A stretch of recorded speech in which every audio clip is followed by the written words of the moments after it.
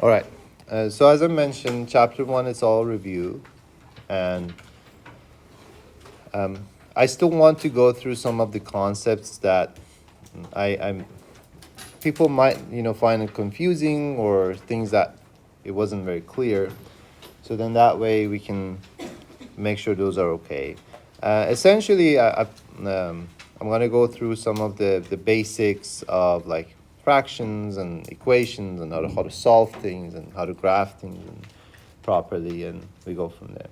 But there's some rules that I still want to cover here. For example, we're going to talk about. I'm the issue with chapter 1 is because it's such a big review. It might seem that I'm jumping around, but I'm literally just covering some bases here to make sure that you guys are, you remember them. So here, one thing that I want to talk about is properties of negatives. That always gives people issues. So if you multiply a number by -1, you get a negative of that number.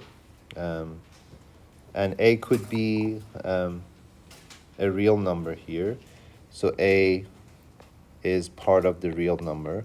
It's this notation that looks like a little e here. That means it belongs to, it's part of it. And then the r with two arms, the r with the two legs in the back, that's all real numbers. And real numbers are essentially a set of all numbers that you know of, including fractions, decimals, even irrationals like square root of 2 or pi or things that you don't have all the decimals for it. Another property here would be if you have a negative and you multiply by a negative number, it becomes positive. If you have negative a times b, that's just negative of multiplication of those two numbers. And if you have two negative numbers multiplying, like negative a times negative b, that's just ab. If you have a negative behind the parentheses, like a plus b, that negative gets distributed inside, so that's negative a minus b. And if you have a negative multiplying by a minus b, that also gets distributed, so that's negative a plus b. As an example here, so we're talking about the general numbers here. So I'm not giving you like number example, I'm just giving you examples based on these variables or these constants here. But if you were to look at an example, for example, negative 5 minus 8, that's the same as negative 5 plus 8, which is 3, because 5 minus 8 is negative 3, multiply negative is again 3, so that's that. Or if you have negative 3 plus 5, that's negative 3 minus 5. So that negative gets distributed over there. This is like, you learn this in, I think, elementary, where negative multiply negative is positive, and the same for division, negative divides by negative is positive. And we go from there. Question?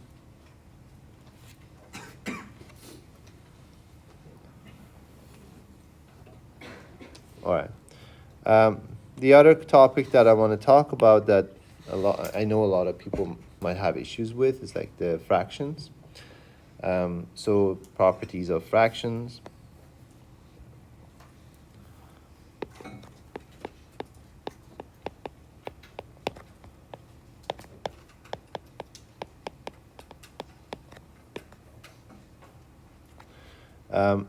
So when you multiply two fractions, or let's say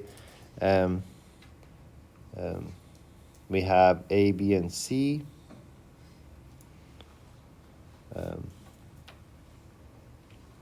So a divided by b times c divided by d. Let me just remove that. So So when you have two fractions multiplying, and these are numbers we don't know what they are, we're just kind of talking general. So a over b is just a fraction that we don't know what that is. It's just we're representing numbers by a, b, and c and d. So if you multiply two fractions, how do you go about it? Yeah, so you multiply the top, so it's a times c, and then b times d. So as an example, you can think of 2 over 3 divided by, multiply 5 over 7, that's 10 over 21.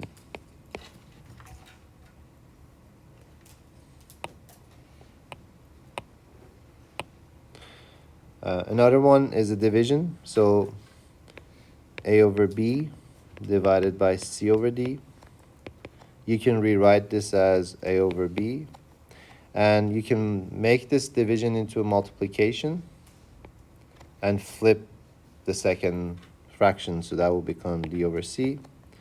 So then that is equal ad divided by b times c.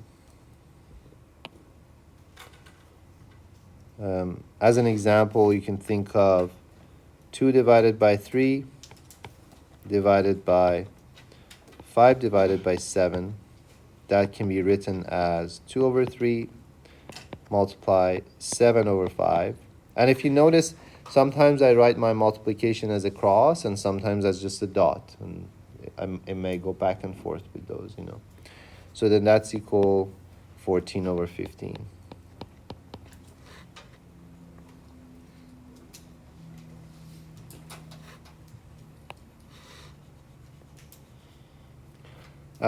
Adding fractions, so you definitely need a common denominator. So if you have a over c plus b over c, that's just a plus b over c. And the only reason that you could do this is because you have the same denominator, and that's called the common denominator. So if you have 2 over 5 plus 7 over 5, that's just 9 over 5. You just add the top. But if you don't have the same common denominator, like if you have a over b plus c over d, then you must make a common denominator, which is your common denominator here would be b times d. And that means we call it the cross multiplying. So this gets multiplied that gets multiplied by that. So that is AD plus BC. And that's just how you find a basic fraction common denominator. So as an example, 2 over 5 plus 3 over 7 can be written as the common denominator 35. 2 times 7 is 14, plus 3 times 5 is 15, which is 29 over 35.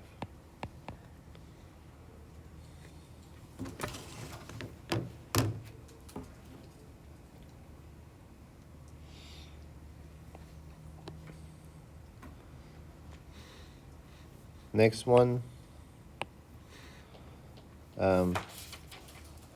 canceling or common factors. So if you have AC over BC, you have common factor of C, so you can cancel those and that will become just A over B. So as an example, if you have 10 over 15, that's just 2 times 5 times 3 over 3 times 5. The 5 is common factor, so that result is just 2 over 3.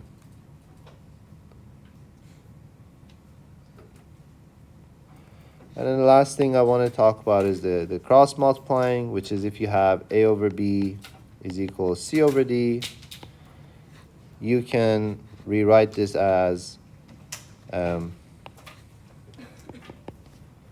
is equal BC. So essentially you're doing this cross multiplication, which is quite handy. So if you have 2 over 3 is equal to 6 over 9, which is true here, you can write this as 18 is equal to 18. Or 2 times 9 is equal to 3 times 6.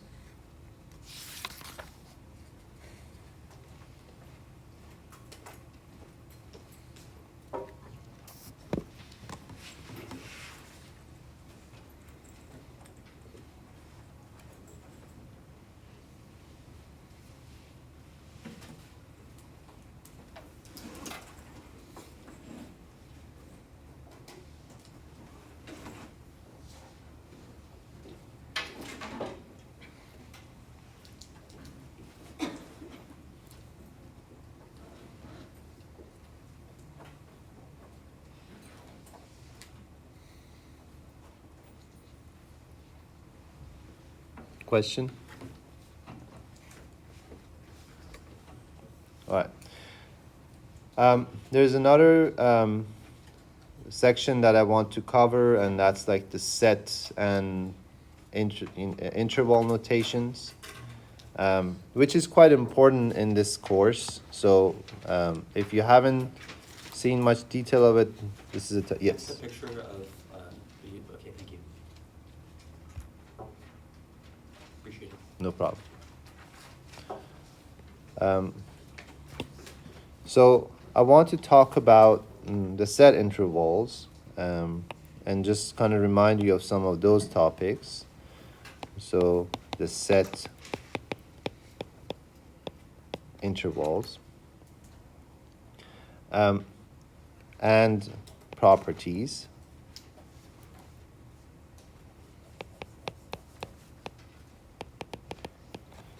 Let's say A is this set 1, 2, 3, 4, 5, 6, and let's say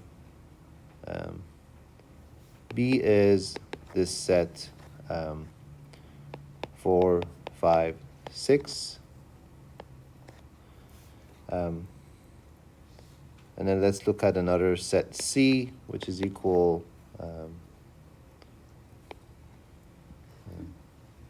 6, or let's do 7, 8. So we have 3 sets here. First of all, what is a set? Isn't it just a combination of numbers? Like a bunch of numbers all together? Yeah, like a collection of. Actually, it doesn't have to be numbers too. Like it could be anything. It's a collection of things. So, it's a collection of things that you put them in a group, and then you call that a set. You know, so it could be a set of students in this class. That's a set. Or set of students in this college. That's a set itself. So it could be anything, but it's essentially the collection of like things. There are a few operations that we deal with set, and one is the union, and then the other one is an intersection. So we're going to talk about A union C. So what is union means? To unite, to combine, to put them together. So, and that has a format of U here. So that the notation used for it is this capital U. So if you combine the set of A and a set of C together, you kind of put everything together, and that set would be all elements of A, which is 1 to 6, combined with the elements of C, which is 7, 8. So that's A union C. Now, the intersection, so this is union. The intersection, which is an upside down U, so A intersect C, so this is intersection.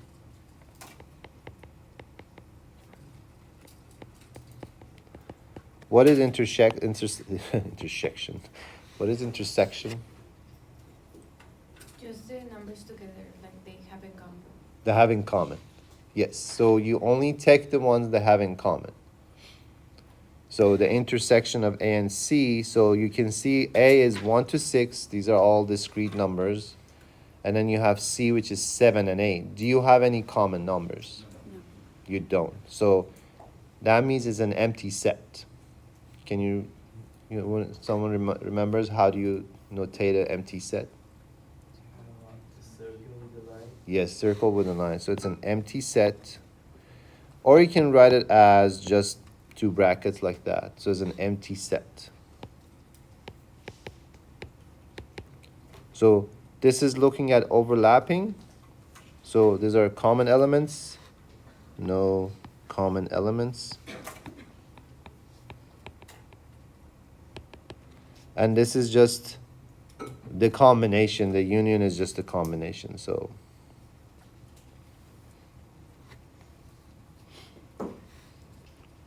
questions so far?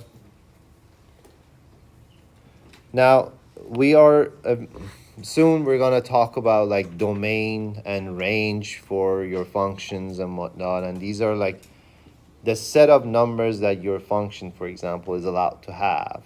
And a lot of times we need interval or set notations for them, so that's something I would definitely want to review. So let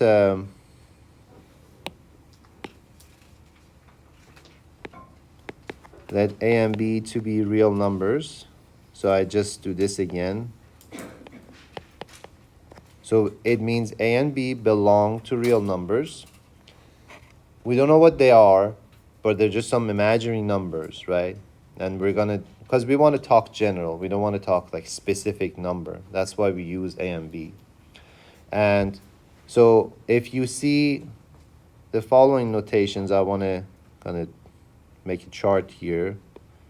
So the notation,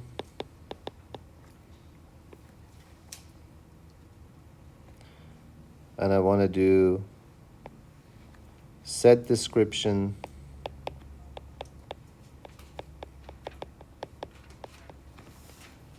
and I want to see a little graph. So if you have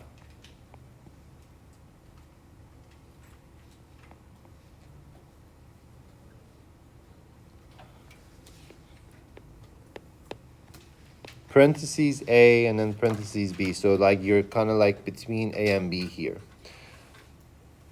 What does that mean? Means it's a set of X such that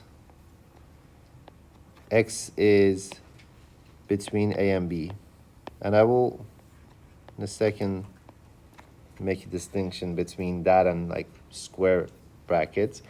But essentially, if you see this like notation, parentheses A, parentheses B, it means it's a set of numbers or X's.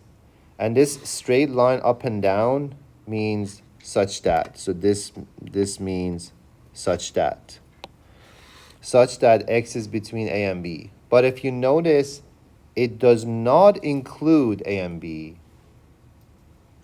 It just is between A and B. So it's not including A and B. So if you actually saw like the graph of it, and if this is A and B here, it would be like a circle, and between it. So it means all these lines, the red stuff is part of that set. A and B itself is not part of it because we have parentheses. If I had a square bracket, it would include it, but it doesn't include it. And it's the set of numbers X such that X is between A and B. What if you have this? What if you have square bracket A and square bracket B? This is a, yes? It may just say includes A and B. Correct, yeah, exactly. So it would be a set of X such that X is between A and B, but is including A and B. So I put this equal here for that. And if you were to graph it again,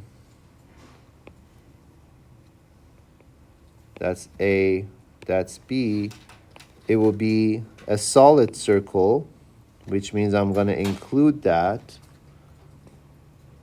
and go from there.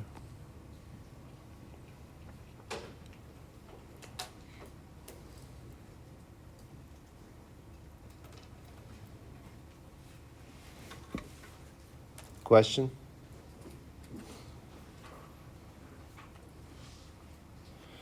Then you could have a variety of these, like you can have like a mixture. I'm not going to write all the mixtures, but if you have something like I've got square bracket A to B with parentheses, that means include A, don't include B, and anything in between. So X such that X is between A and B, including A, but not including B.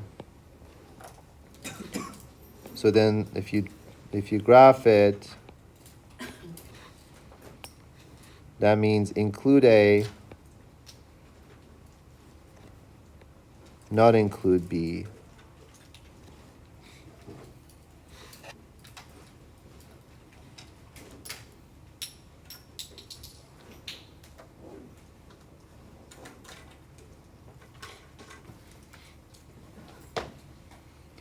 What if you see this? What if you see A to infinity? First of all, can you ever have a square bracket for infinity? No. So make sure you never put a square bracket for infinity, because you actually, infinity is just a concept. It's not even like a large, like infinity could be relative to like what you're working with. And so you could be in space, and infinity means like super long distance. We don't know. It's just relative to what, and then infinity for us humans on Earth could be also different. So it's just a concept of very large. So you can never include that because it's not a number. It's just a concept. So it would be a set of X such that X is between A, not including A, and less than.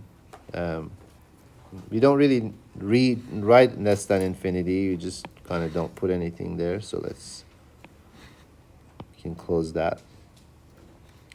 And it would be from A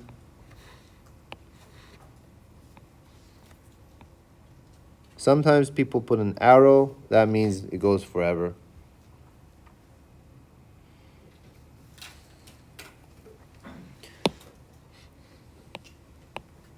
Another example, like if you go from negative infinity to infinity, that means is a set of all numbers. So that's actually the definition of real numbers. So all real numbers. And that is just everywhere on the line. So it would be a double arrow like this. So everywhere.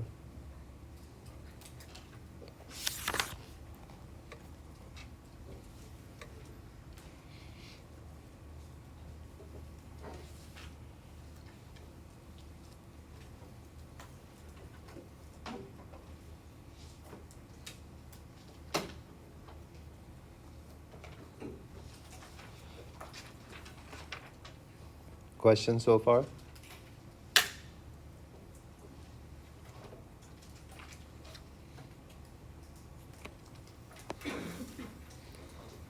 Here's a quick example of these items. So simplify this 1 to 3 intersection with 2 and 7. So when you think about it, you're taking an intersection, so you have to find the common elements here between 1 and 3, not including 1 and 3, and 2 and 7, including 2 and 7. And intersection means like you pick the ones that you have in common. So you can overlap graph, or you can just think about it. So obviously things up to 2 is not included in the first set, right? So we're gonna have to start from 2, because before 2 is not in the second one. We're taking intersection, right? We're taking things that are in common.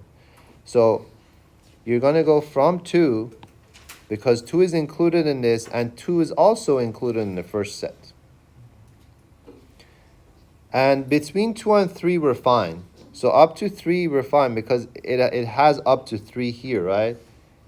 But it doesn't have 3 itself on the first set, but it does have in the second. So we're just gonna have to take the parentheses, because it doesn't have 3 in the first set. So the result is 2 to 3.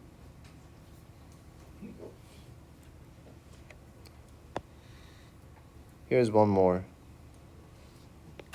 1 to 3 union 2 to 7.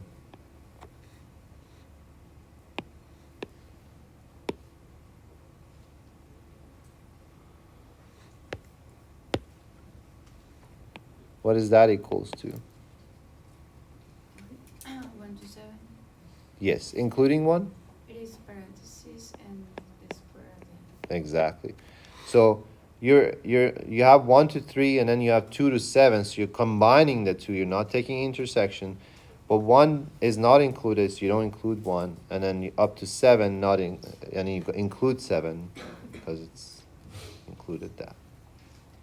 So for the parentheses or the square, do you just take the one and like the dominant and the Right. So because we're combining, Mhm.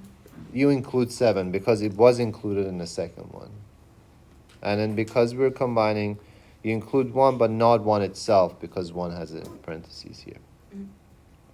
If we were to write the whole set out, would there be 2 twos or just 1? Just 1. Okay. Yeah. It's just a set of those numbers and that's included in part of it.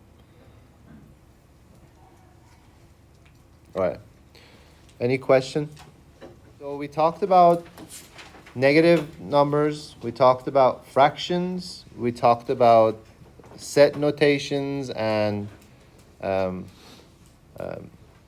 intervals and whatnot. There's one more thing I want to go through, and that's like absolute value. That gets like confusing for some people. So, an absolute value.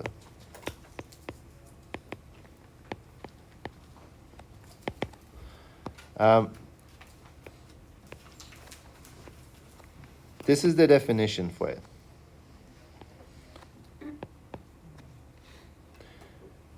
So what you've always heard, what does absolute value do? It makes things that are negative positive and keep the things that are positive positive. So the outcome is always positive. So the absolute value of A is A if A is bigger than equals 0, and it's negative A is if A is negative. So when you think about it, if A is negative, like -2, in order to make it positive, you must multiply by negative. That's why you have this negative A. And if A is positive, you keep it positive, so you just say it's A itself. So that's like the actual definition of absolute value.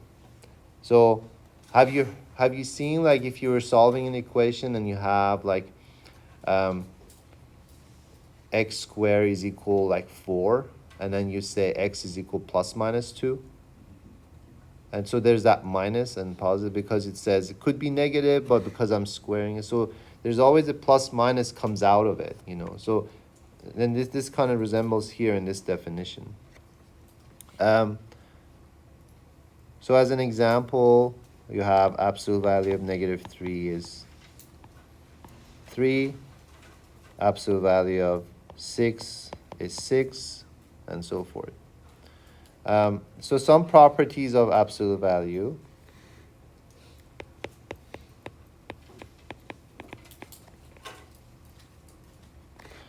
For example, the absolute value of A is always greater than 0. It's always positive. It's not going to get negative. The absolute value of A is the same as absolute value of -A. They're always the same because they're both positive. You can split the absolute value of A times B is the same as absolute value of A times the absolute value of B. So if you have absolute value of -2 times 5 is the same as absolute value of -2 times absolute value of 5, which is just 10.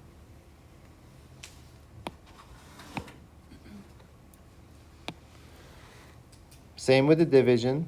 Absolute value of A over B is the same as absolute value of A divided by absolute value of B. Bless you. So that is, you can split them when you're dividing. So if you have absolute value of 12 over -3 is the same as absolute value of 12 over an absolute value of -3.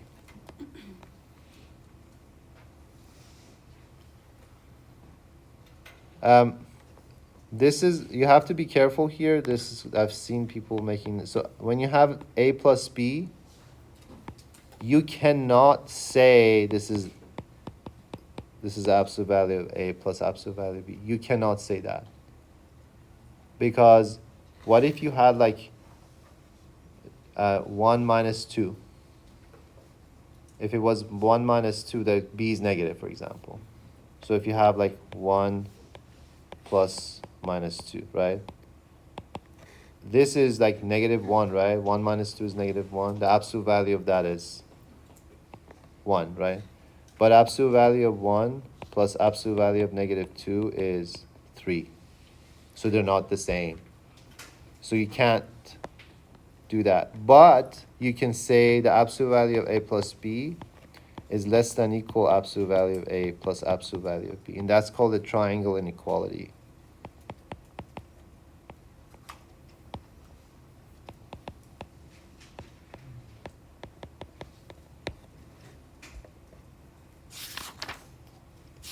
Yes, sir.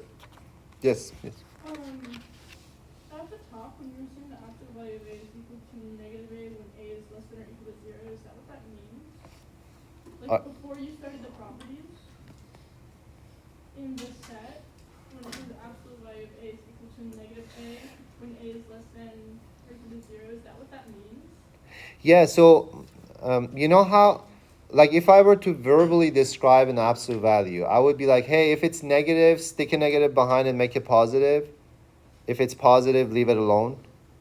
Oh, okay. That's what this definition is. It's saying if it's negative,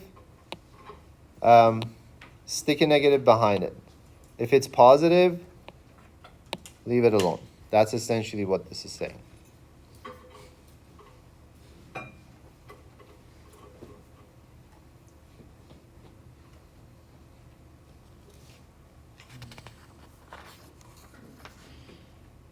Question? Can I see what you have written down The bottom. there? Yeah. Maybe I'll take it back. Is it always gonna be less than or equal to? Because it Yeah. doesn't satisfy that one. For the first one, that's 1 and the other one Less is than or 3. equal to. So for example, like here, this is 1 is less than 3. So 1 is less than 3 is true. Because If it's like more than, it doesn't, if it's greater than, it doesn't satisfy it? this is like, it won't be greater. It would always be less than. So it's like a property that's called a triangle inequality. This is always true. This is always like this direction. Like you won't have the other direction. This is like, it always will follow this triangle inequality. Yes. Is that going to be useful? Yes, quite a bit.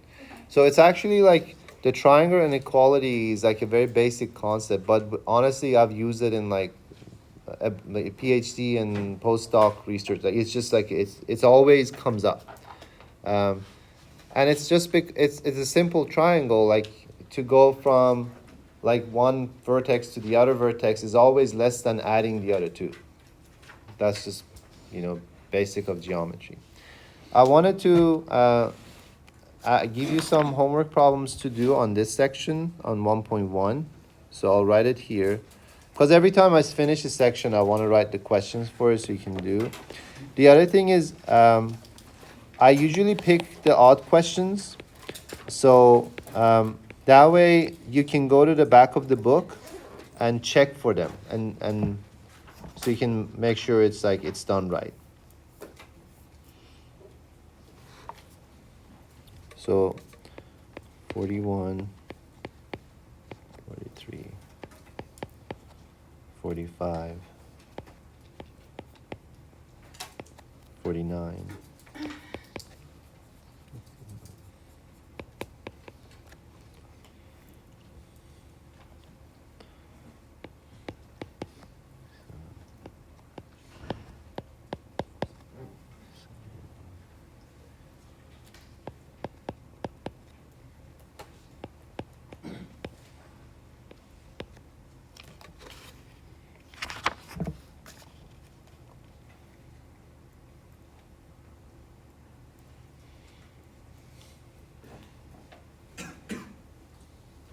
Is 67, 67, 71 or 69?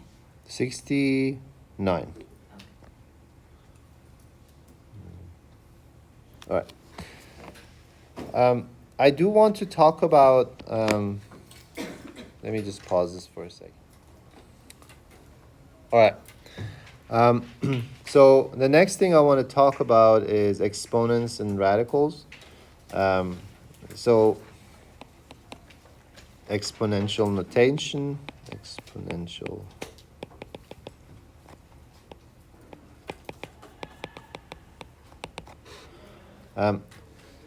So let's say a is a real number and n is a positive integer. So integers are what? Are like 1, 2, 3, -5. There's no decimal. And we have the notation of like the big Z with the line. But if I put Z plus, that means positive integers. Because we want to just talk about like exponents that are just like 1, 2, 3 over there. If it's 0, anything to the power of 0 is what? Is 1. So we don't really care for that. A is just a real number. So a to the power of n means a multiply a by itself n times. So n factors.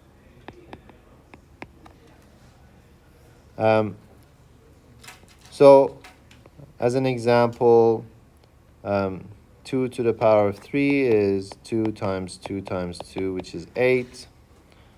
For example, negative 3 to the power of 4 is -3 times itself 4 times. Because you're multiplying negatives by themselves even number of times, the result will become positive, and it would be 9 times 9, which is just 81 with a positive. What was the title?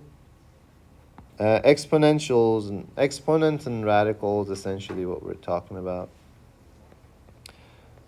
If you have same base, you can essentially add up the exponents. So for example, 5 to the power of 4 times 5 to the power of 2. That's 5 times itself 4 times, and another times itself 2 times, so it's totally 6 times. So it's 5 to the power of 6. You can add up that. And the rule for it is a to the power of m times a to the power of n is a to the power of m plus n. And that's the rule we're going to use for exponent. You must have the same base though. If you don't have the same base, it wouldn't work.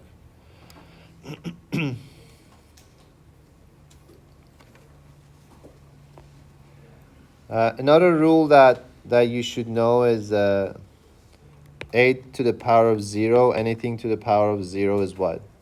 It's 1. Another rule that you should know is that negative exponent, if you have a negative, so we talked about like positive exponents, but like if you have negative exponents, like a to the power of -n is just 1 over a to the power of n, and so the negative exponent drops it down to the under the fraction, so that you have that. So as an example, 5 to the power of 4 times 5 to the power of -4. Yes. Thank you.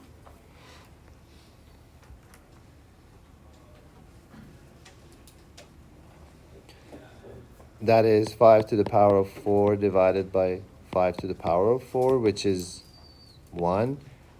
Or you could say that's 5 to the power of 4 minus 4, which is 5 to the power of 0, which is 1 also. So you could look at it different ways and it will get the same result.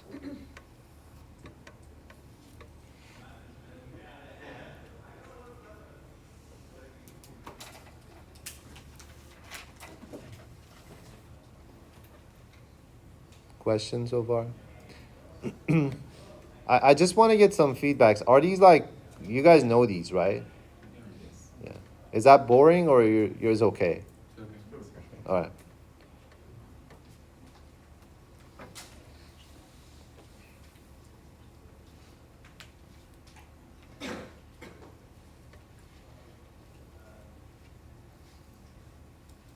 We're gonna have some rain. I hope it's not. I built a house in Logan Heights, like maybe 4 or 5 years ago, and it was on Osborne, right between National City and like Logan Heights, like that area, and it's in a floodplain. So I sold it.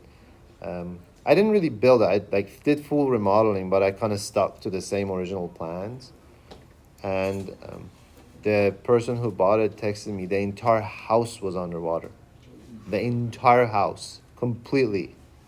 That entire area was fully flooded. It was unreal. So I hope we don't have anything like that again this week. So I want to go over some of the properties of exponent.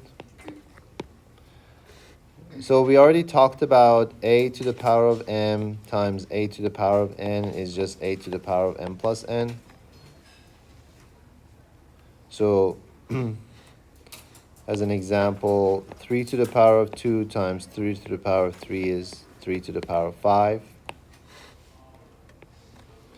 Another property is division. A to the power of m divided by a to the power of n is the same as a to the power of m multiply a to the power of minus n, which is a to the power of m minus n.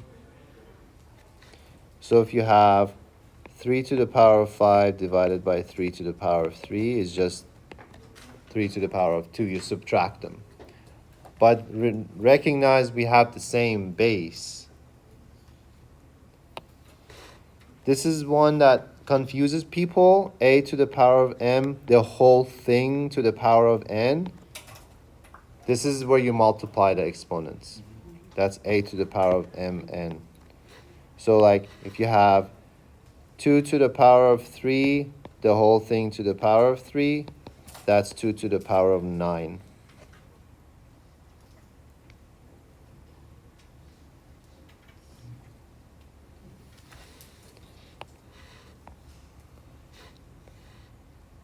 Another one, a to the power of, ab to the power of m. So if you have two things multiplying, but it's multiplication to the power of m, that's a to the power of m times b to the power of m. Okay, this is pretty simple, but here's the problem that I've seen so many people making a mistake, and that comes to addition. People think of this and they, a to the power of a plus b to the power of m is a to the power of m plus b to the power of m. That is a big no-no. Do not do that when you have addition. Only when you have multiplication and division. All right? So you cannot split an addition like that. You can split the multiplication and division, that's fine, but not the addition. Another rule, the same thing with the division, a over b to the power of m is the same as a to the power of m over b to the power of m. So you can split the division again. You can split the multiplication and division, but not the addition and subtraction. A over b to the power of negative n. What does a negative exponent do? It flips it. So what happens to this fraction if you flip it? It's b over a to the power of positive n. All right? So as an example, 3 over 4 to the power of negative 2 is 4 over 3 to the power of 2.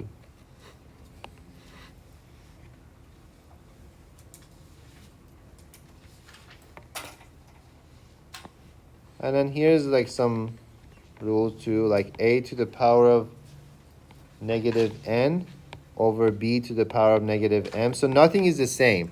We have different bases, but they're both negative. I think it'd be nice to just get them into a positive. So it's going to be b to the power of m, a to the power of n. So like you flipped both of them, so they're both positive exponents.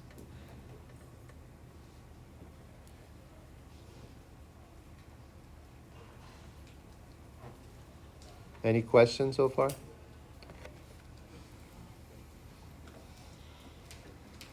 So here's some examples that you could potentially see from this topic.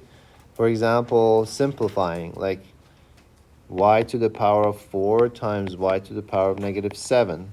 Well, that's equal y to the power of negative 3, which is equal 1 over y to the power of 3.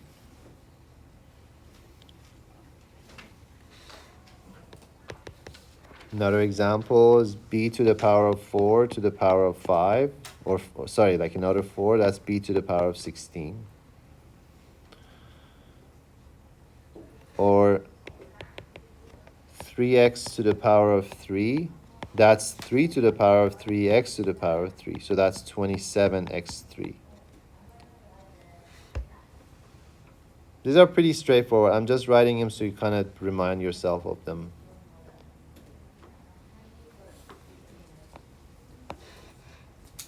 Here's another example. 2a cubed b squared times 3ab to the power of 4, the whole thing to the power of 3. How do you simplify this? Well, first I'm going to apply this 3 into the second parentheses, so it's going to be 2a cubed b squared multiply 3 to the power of 3, which is 27, a to the power of 3, b to the power of 12, because 4 times 3 is 12. So now I did the second parentheses. Now I can multiply these. 2 times 27 is 54. A to the power of 3 times a to the power of 3 is a to the power of 6. B to the power of 2, b to the power of 12 is b to the power of 14.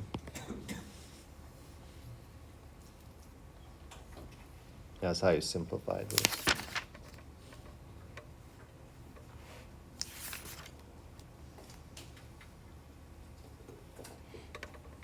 Any question on this?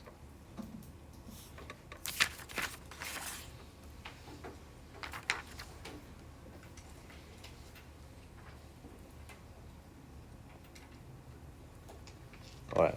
Now, what is it? So, everything we just said about the exponents, it's true for radicals. Why is that?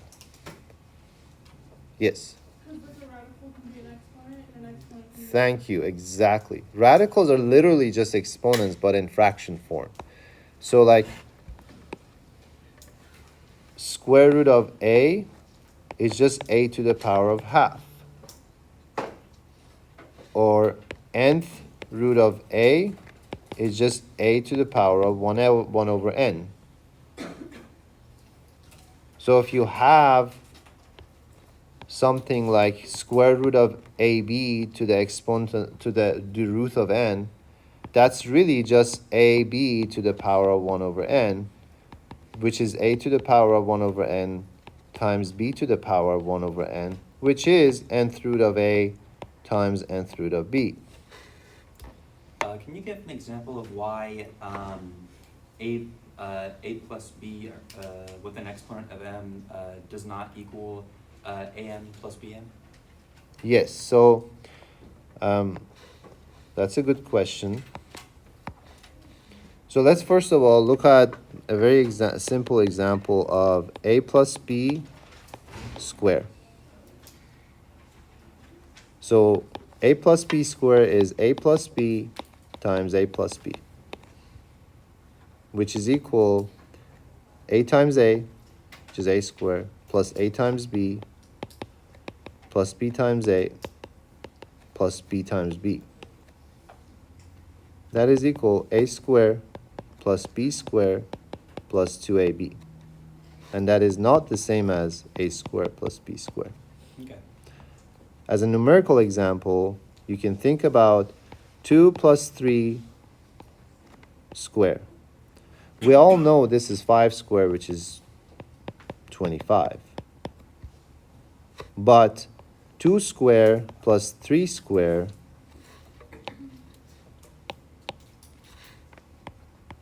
is equal 4 plus 9, which is equal 13, which is not equal 25.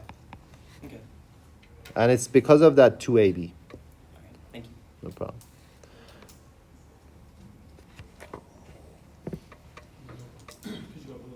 Yes.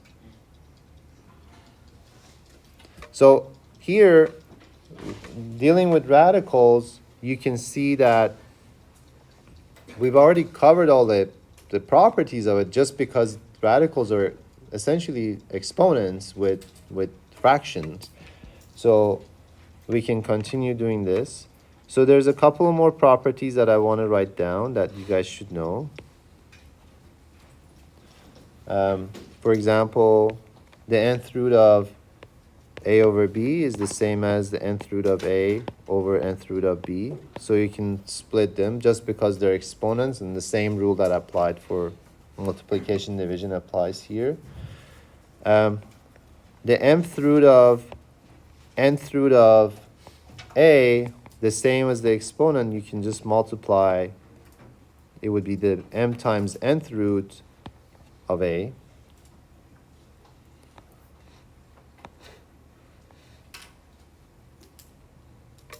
And the nth root of a to the power of n is equal absolute value of a if n is even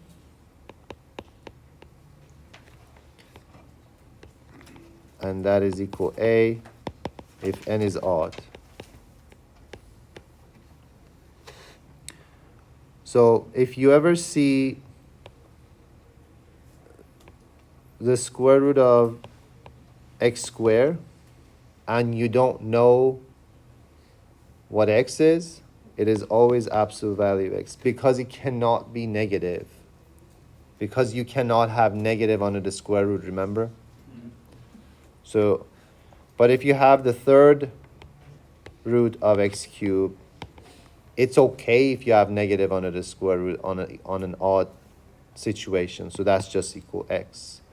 So this is very important because a lot of time people drop the absolute value when they're dealing with an even exponent here. So yes. Can you give an example of that, like with numbers? That is actually the example with numbers. Yeah, because the x we don't know what x is. That's like, because if you know what x is, then we wouldn't have this like conversation. Like if like the square root of 9 is just 3, right? It wouldn't be negative 3 anyway. But the cube root of like negative 8 is negative 2 because it's cube root. But because we don't know what x is, the square root of x squared, you kind of have to like be careful because x cannot be negative under the square root. So it has to be, and the result of a square root can never be negative. Like there's a result of even root can never be negative. So you want to make sure it always stays positive. That's why you stick that absolute value there to force it that to stay positive. You know, and then when it's odd root, like 3, 5, or any, it's okay to be negative. So you can just let it be and just leave it as x. If we have different values outside the root and inside the root, what happens? Like something Like 7 and 5. like x to the power of n mth root. Yeah, I mean. So that would be x to the power of n over m. Oh, So like the fifth root of 2 to the power of 3, that's 2 to the power of 3 over 5. oh, okay, yeah. Good question. That was actually my next thing I was going to talk about.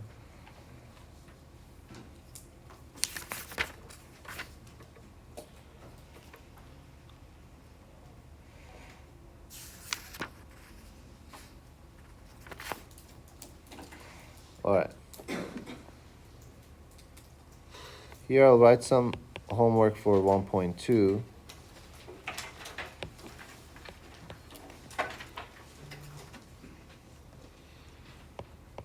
Thirteen, 21, 23,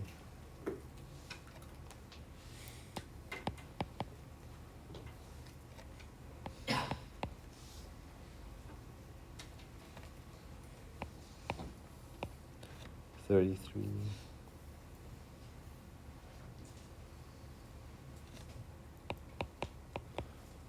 57.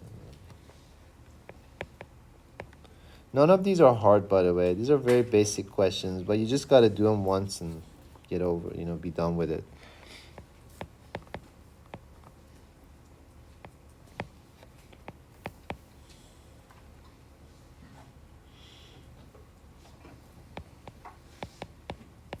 Can you scroll your iPad up? Sure.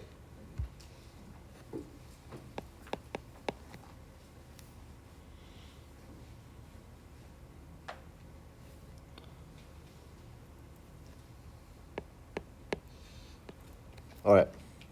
Yeah, here's some exercises to just kind of, you can master these topics. And if any of them was like really challenging, just tell me, I'll do it in class.